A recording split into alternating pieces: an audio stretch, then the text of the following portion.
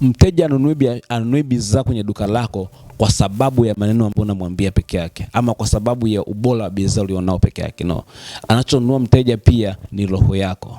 Kuna watu wameenda ni makampuni makubwa, wameenda kwenye television, sehemu mbalimbali kwa ajili ya kutangaza biashara yako, lakini still mpaka leo hakuna matokeo ambayo unayoona. Why? It is not normal. Sio kawaida unavyofikiria. It is spiritual.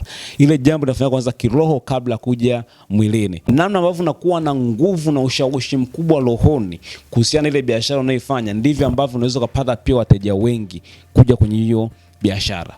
Kuna mtu unaweza kuwa unauza duka lako na bidhaa nzuri sana, miaka nenda rudi, lakini wateja wanaokuja kununua bidhaa wachache sana.